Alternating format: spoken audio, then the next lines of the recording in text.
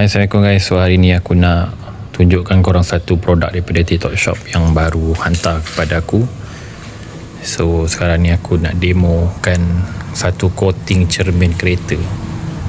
So sekarang ni kereta aku, tengok air dia melekat dekat cermin, dia tak mengalir cantik lah. So aku nak cuci dengan coating. Kita tengok hasil lepas cuci dengan coating kejap lagi.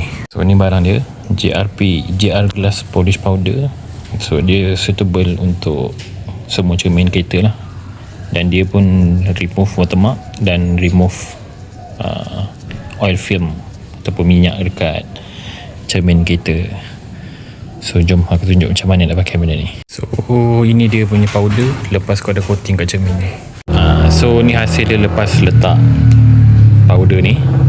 Nampak cermin dia nampak lebih berkilat lah. So cermin ni nampak berkilat sikit lah. Nampak lebih berkilat. Lepas kau pakai powder ni, lepas kau dah cuci pakai air, korang nak kena lap tau. Tak boleh, sebelum nak letak glass coating tu, korang tak boleh nak biarkan dia basah. Sebab nanti benda tu dia sensitif sikit dengan air. So kena pastikan cermin kau betul-betul kering lah. So kalau kau tengok kat sini memang tak ada watermark lah. So produk ni bagus lah untuk cermin korang, lagi-lagi time hujan lah. Ok, so next step, ini dia glass coating yang aku cakap tu. Selepas kau pakai powder tu, kau kena pakai ni untuk coating kau punya cermin. So aku buat sebelah dulu supaya nanti kau boleh nampak hasil dia.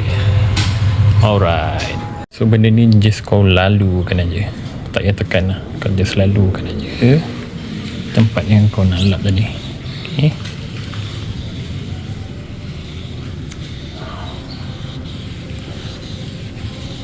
Okay.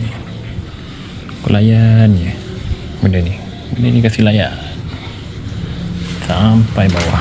Okay, jom kita layan dulu benda ni, tengok hasil dia macam mana. So lepas kita dah coating, kita lalukan air. Kita tengok sini aku tak buat, belah kiri tu aku tak buat, aku buat je sebelah sini je. Jom kita tengok hasil. Alright, jom kita lalukan air.